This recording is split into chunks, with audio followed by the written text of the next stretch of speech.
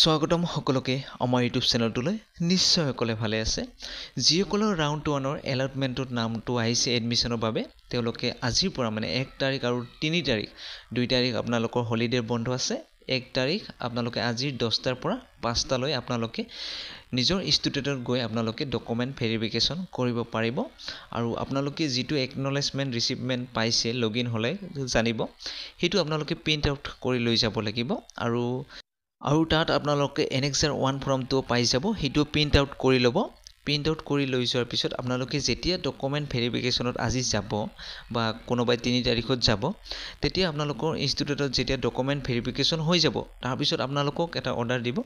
মানে আপোনালোকে কিমান টকা গভ প্ৰাইভেটত কিমান টকা এডমিশন মানে পে কৰিব লাগিব এইবাৰ যেহেতু এছচিআৰটি এইটোৱে কৰিছে যে এইবাৰ লেনদেনটো ডাইৰেক্ট মানে ইনষ্টিটিউটত নহব আপোনালোকে অনলাইন মোডৰ জৰিয়তে হওক বা বেংকৰ জৰিয়তে ট্ৰেজাৰী চালান কাটি আপোনালোকে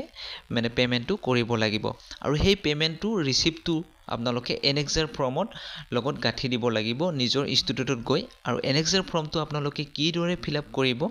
তাত কিদৰে আপোনালোকৰ বেংক ডিটেইলছ একাউণ্টৰ মানে ডিটেইলছটো দিব লাগিব লগতে পেমেন্ট মোডটো আপোনালোকে তাত সব ফিলআপ কৰি নিজৰ সাইন ডেটটো বহুৱাই আপোনালোকৰ নিজৰ ইনষ্টিটিউটত গৈ আকৌ জমা দিব লাগিব যেতিয়া আপোনালোকৰ পেমেন্ট ডিটেইলছটো মানে সাকসেস হৈ যাব তাৰ পিছত আপোনালোকৰ এডমিশন ষ্টেটাসটো আপোনালোকে লগইন হৈ তাত চাব পাৰিব আৰু কিদৰে আপোনালোকে এনেক্সাৰ ফৰ্মখন আপোনালোকে ফিলআপ কৰিব তেতিয়ালে ভিডিওটোত আমি চাওকচোন আৰু যিসকল আমাৰ চেনেলটো এতিয়ালৈ সাবস্ক্ৰাইব কৰা নাই তেওঁলোকে যেন সাবস্ক্ৰাইব কৰি থৈ দে তেতিয়ালে আহকচোন যেতিয়া আপোনালোকে এলটমেণ্ট একনলেজমেণ্ট ৰিচিপ্টখন আপোনালোকে ডাউনলোড কৰিব তাত ৰিপৰ্টিং শিডিউলটো দিয়া আছে আপোনালোকে 1 তাৰিখৰ পৰা 3 তাৰিখত আপোনালোকে ডকুমেণ্ট ভেৰিফিকেশ্যন কৰিব পাৰিব আৰু 10টাৰ পৰা 5টা লৈ আৰু 2 তাৰিখটো কিন্তু বন্ধ আছে হলিডেৰ বন্ধ আছে 2 তাৰিখ হেই আপোনালোকে 1 তাৰিখ আৰু 3 তাৰিখে মানে নিজৰ এলাউটমেণ্ট হিচাপে ইনষ্টিটিউটত গৈ আপোনালোকে ফিজিক্যাল ডকুমেণ্ট ভেৰিফিকেশ্যন কৰিব লাগিব 10টাৰ পৰা 5টা লৈ আৰু যেটো আপোনালোকৰ অলপ তললৈ গলে আপোনালোকে দেখিব আপোনালোকৰ নিজৰ নামটো আহিব এইটো এনেক্সাৰ 1ত আপোনালোকৰ পেমেন্টটো কৰিব লাগিব তাত আপোনালোকে দেখি আছে ইয়াতে মানে particular of bank account from where the transaction done যেতিয়া আপোনালোকে ট্ৰানজেকশ্যনটো মানে আপোনালোকে পেমেন্ট কৰিব তাৰ পিছত এইখনত আপোনালোকে লিখিব লাগিব নেম অফ একাউণ্ট হোল্ডাৰ আপোনাৰ নামটো যাৰ একাউণ্ট নম্বৰ হয় এটো লিখিব লাগিব তাৰপিছত বেংক কি বেংক হয় হেতু লিখিব লাগিব তাৰপিছত ব্ৰাঞ্চটো লিখিব লাগিব কোৰ ব্ৰাঞ্চ হয় তাৰপিছত একাউণ্ট নাম্বাৰটো আপোনালোকৰ লিখি দিব লাগিব লগতে আইএফসি কোডটো লিখিব লাগিব আৰু আপোনালোকে এমাউন্ট ডিপোজিট কিমান কৰিছে মানে এডমিশনৰ বাবে যিমান আপোনালোকৰ মানে গভ প্ৰাইভেটত যিমান আছে এডমিশন ফি হেতু আপোনালোকে ইয়াতে মানে পেড কৰিব লাগিব এটো অৰ্ডাৰ আপোনালোকে মানে যেতিয়া ইনষ্টিটিউটত ডকুমেণ্ট ভেৰিফিকেশ্যন কৰিব যাবা তেতিয়া তাত কৈ দিব সেই হিচাপে আপোনালোকে এটো কৰিব লাগিব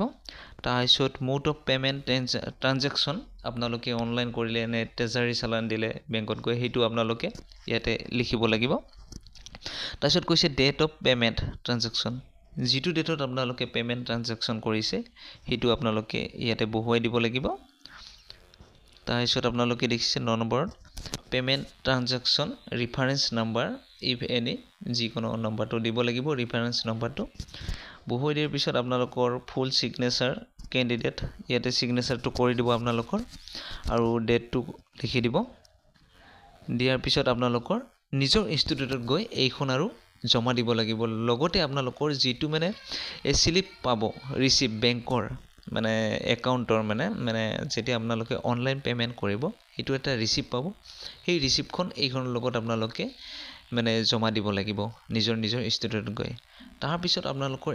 এডমিশনৰ ষ্টেটাসটো আপোনালোকৰ লগইন হৈ আপোনালোকে তাতে চাব পাৰিব তাতে আপোনালোকৰ এডমিশন হৈ গলে নাই তে এইদৰে আপোনালোকে এনেক্সাৰ ফৰ্মখন ফিলআপ কৰি জমা দিব লাগিব তে এই আছিল যদি ভিডিওটো চাই ভাল পালে তেতিয়াহলে লাইক শেয়াৰ আৰু সাবস্ক্ৰাইব কৰিব তেতিয়াহলে ধন্যবাদ